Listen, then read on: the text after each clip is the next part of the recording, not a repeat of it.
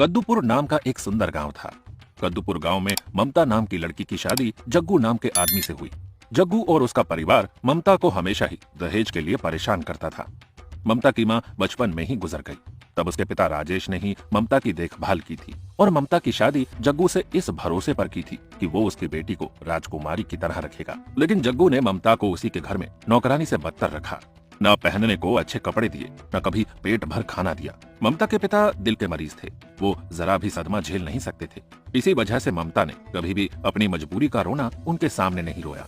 बस चुपचाप अपनी किस्मत को कोसते हुए अपनी जिंदगी काटती रही। एक दिन की बात है, ममता की तबीयत थोड़ी खराब थी। उसने आज घर का काम नहीं किया और अपने कमरे से निकली भी नहीं थी। जब उसकी सास चंडाली ने घर में गंदगी देखी तो गुस्से में ममता को पुकारा। अरे राम राम राम, सूरज सर पर आ गया है और घर में ना सफाई हुई है और ना ही घर में कोई काम। महारानी रात भर ना जाने क्या क्या करती है, जो अभी तक फैल कर सो रही है कलमुही। बाप ने यहाँ इस कचरे को पटक दिया है और हमारी परेशानी बढ़ा दी है। तभी इतने में जग्गू भी आ जाता है और अपनी माँ से कहता है, अरे क्या हुआ माँ, क्यों सुबह सुबह घर को सर पर उठा रखा है? हाँ क्या हुआ? हुआ क्या है बेटा, तू तो बहू के साथ रहता नहीं तो तुझे क्या पता होगा।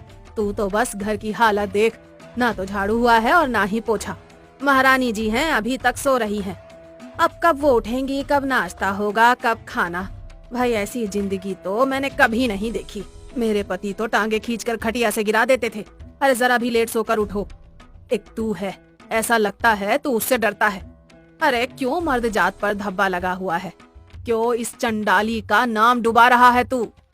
अब चंडाली ने जग्गू के कान इस कदर भरे कि वो सुबह सुबह आग की भट्टी की तरह जलने लगा और गुस्से के मारे उसने मोटा डंडा उठाया और सीधे अपनी पत्नी के कमरे में जा धमका। और ममता को सोते देख उसने आँव देखा न ताव सीधे ममता के पैरों में जोर से डंडा दे मारा। ममता चिल्लाते हुए उठी, हे माँ, मर गई। अरे मर जाती तब भी शांति थी कम से कम। ये रोज मनहूस की तरह तेरी शक्ल तो नहीं देखनी पड़ती। आज तूने घर का काम नहीं किया, ना ही नाश्ता बनाया। अब क्या मैं भूखे ही काम पर जाऊं? मेरी तबीयत रात से खराब है, इसीलिए मैं नहीं उठ पाई। लेकिन आप मुझसे मेरी वजह जान सकते थे ना। फिर भी मारने की क्या जरूरत थी? मैंने कब इस घर में कोई काम नहीं किया है? कौन सी कमी करी है मैंने? तभी चंडाली भी कमरे में आ जाती है और बोलती है, लो जी, कर लो बात। ये महारानी तो ऐसे बोल रही है जैसे सारा काम यही करती हो। वो तो मैं हाथ बटा लेती हूँ, नहीं तो तू एक बर्तन को भी धोने में महीना निकाल दे। चल उठ, नाश्ता बना, हमें भूख लगी है। बेचारी ममता बिस्तर से बुखार में उठ गई और बीमारी की हालत में भी उन बेरहम लोगों के लिए खाना नाश्ता बनाने लगी।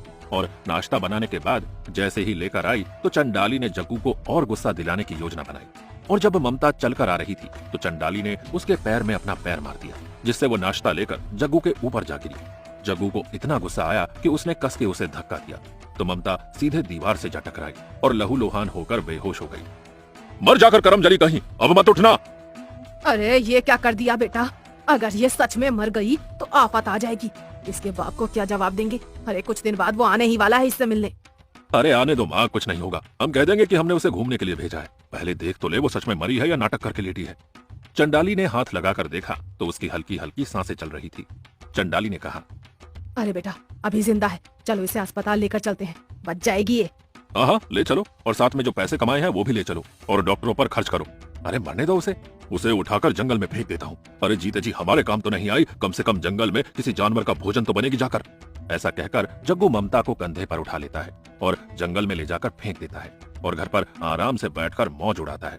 इधर ममता की सांसों की डोरी टूट रही थी और उम्मीद का दामन छूट रहा था।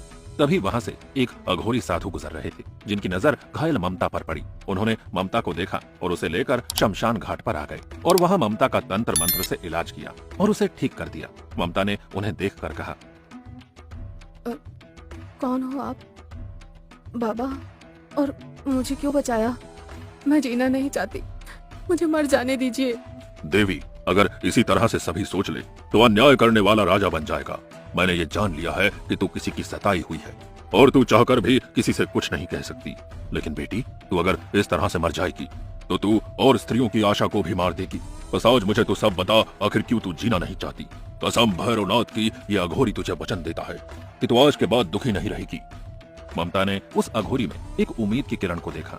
उसने समझ लिया था कि जालिम दुनिया के बीच कोई उसकी मदद के लिए आया है। उसने अपनी शुरू से लेकर अंत तक की सारी कहानी उस अघोरी से बयां की। अघोरी ने ममता की सारी बातें सुनी और अंत में उसने कहा, बस कर बेटी, अब ये समझ ले तेरे रोने के दिन गए। अब बारी है उन अधर्मी लोगों की जिन्होंने तुझे मृत्यु की शैया तक पहुंचाया है।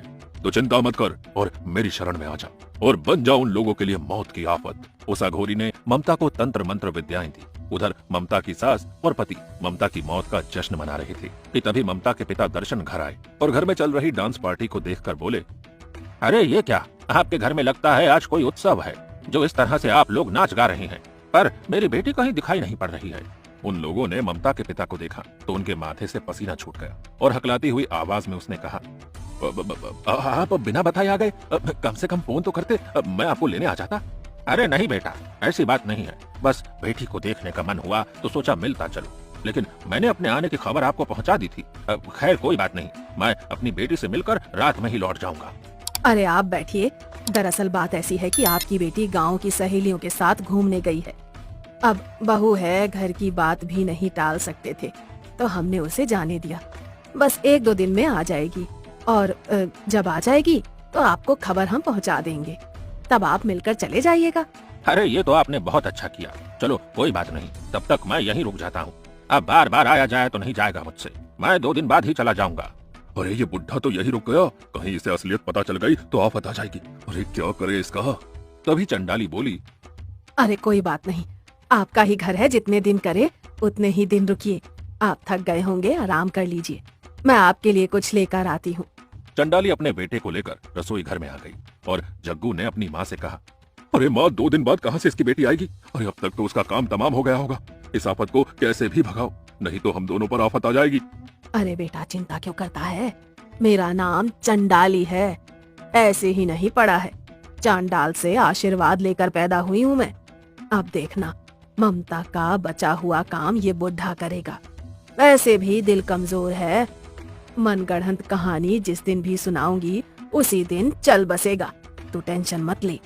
अब क्या, दर्शन भी उस चंडाली की चाल से नहीं बच सका और धीरे धीरे चंडाली ने उस पर भी शिकंजा कस दिया और घर के काम कराने लगी। एक दिन की बात है, दर्शन ने उन दोनों से पूछ लिया, आज पूरा 1 महीना हो गया है, मेरी बेटी का कुछ अता पता नहीं है, आप लोग भी उसकी कुछ फिक्र नहीं कर रहे हैं, ऐसा क्यों? कहाँ है मेरी बेटी?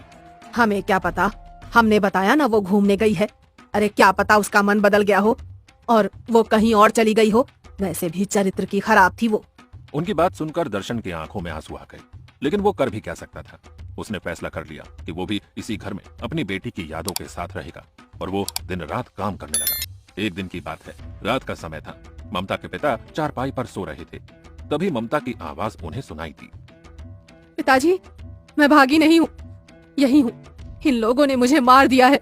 तभी उनकी आंख खुली और वो बोले, ममता, ममता बेटी, ममता कहाँ हो तुम? ममता। हाँ पिताजी, मैं यही हूँ, जिस तरह से इन लोगों ने मुझे मारा है, मैं इनसे बदला जरूर लूंगी और इन्हें अपनी कीमत का एहसास दिलवाऊंगी, बस आपको मेरा साथ देना होगा। बेटी मैं हर पल तेरे साथ हूँ, इन लोगों से तेरा बदला लेने के लिए मैं बेताब हूँ। ये कहकर ममता ने बोलना बंद कर दिया और वहाँ से सीधे चंडाली के कमरे में गई और वहाँ जाकर बोली, आराम से सो रही हो सासू माँ, अपनी बहू को सुलाकर। चंडाली भड़बड़ा कर उठी और बोली, कौन है, कौन है यहाँ? इतनी जल्दी भूल गई अपनी अभागी बहू को, लेकिन मैं आपको याद दिलाने के लिए ही वापस आई हूँ, अब तुम्हें चैन से मरने नहीं दूंगी मैं। ये कहकर ममता ने कमरे की छत पर लगे पंखे को नीचे चंडाली के पैरों में गिरा दिया, जिससे वो चीखने लगी और जग्गू को बुलाने लगी। जग्गू भाग कर आया और बोला, अरे क्या हुआ माँ, कहाँ और ये पंखा किसने गिराया? बेटा उसी ने, तेरी बहू ममता ने, वो जिंदा है, उसके भूत ने मुझे मारने की कोशिश की बेटा। अरे माँ, अपने सपना देखा होगा, भला मरे हुए इंसान वापस आते हैं क्या? तभी ममता ने फिर आवाज दी, जब जिंदा इंसान को बेरहमी से मार दिया जाता है तो उन्हें भी वापस आना पड़ता है। मेरी मौत का तू सबसे बड़ा अपराधी है, क्योंकि तूने कभी मुझे अपनी पत्नी नहीं समझा। लेकिन चिंता मत कर, मैं तुझे अपने पति के रूप में जरूर सजा दूंगी, रोज सजा दूंगी। आज के लिए ये सजा ले। ममता ने उसके मुंह पर 10-20 थप्पड़ मारे, लेकिन उन लोगों को कोई नजर ही नहीं आ रहा था। ये सिलसिला रोज चलने लगा, कभी चंडाली को चारपाई से गिरा देती तो कभी जग्गू को परेशान करती। उन लोगों ने फैसला किया कि जाकर किसी तांत्रिक को लेकर आएंगे। वो तांत्रिक को लेकर आए, लेकिन वो तांत्रिक भी वही अघोरी था जिसने ममता की मदद की थी। बाबा, बाबा, इस घर में एक आत्मा है जो हमें परेशान कर रही है। इसकी आत्मा है बालक। आत्मा तो उसी को परेशान करती है जिसे जिंदा रहते परेशान किया हो किसी ने। लेकिन हम तो अपनी बहू से बहुत प्यार करते थे। और मैंने तो ऐसा नहीं कहा कि यह आत्मा आपकी बहू की है। फिर भी अगर ऐसा है तो मैं इस आत्मा को जरूर पकड़ ले आऊंगा। उसके लिए तुम्हें एक छोटा सा काम करना है। अपनी बहू की सबसे कीमती चीज को जलाकर नष्ट करना है, और जब वो चीज जलकर नष्ट हो जाए तो उसकी राख को इस बोतल में रख देना। ये कहकर अघोरी ने कुछ मंत्र पढ़े और एक खाली शीशी निकाली और वहां रखकर चला गया।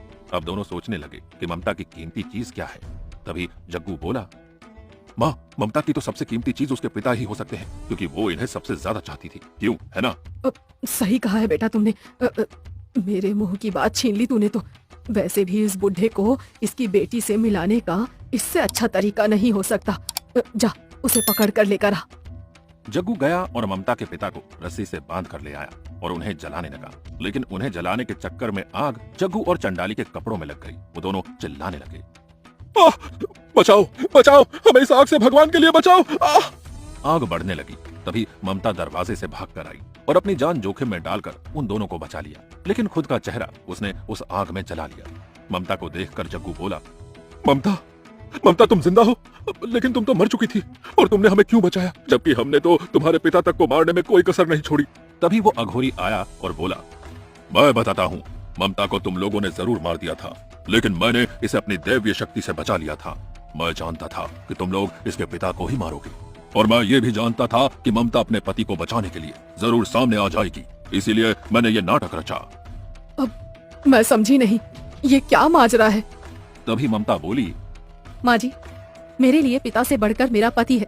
आप लोगों ने तो मुझे अपना नहीं समझा, लेकिन जिस दिन मैंने इनके साथ फेरे लिए, उसी दिन मैं अपने पिता के लिए पराई हो गई थी। मेरा सब कुछ मेरा पति और मेरा ये परिवार है, इसीलिए मैंने आप सबको बचाया है। ममता की बात सुनकर जग्गू और चंडाली बहुत शर्मिंदा हुए। उन्होंने ममता से माफी मांगी और अपना सर ममता के पैरों में रखा, लेकिन ममता ने उन्हें गले लगाया। बाद में जग्गू ने ममता के उस जले चेहरे को देखकर कहा, मैं अज्ञानता में उस सुंदर चेहरे की कदर नहीं कर सका, लेकिन अब ज्ञान के प्रकाश में इस चेहरे के साथ जिंदगी बिताऊंगा। ये कहकर जग्गू ने ममता को गले लगाया और अपनी पत्नी को वो सम्मान दिया जिसके लिए वो तड़पती रही।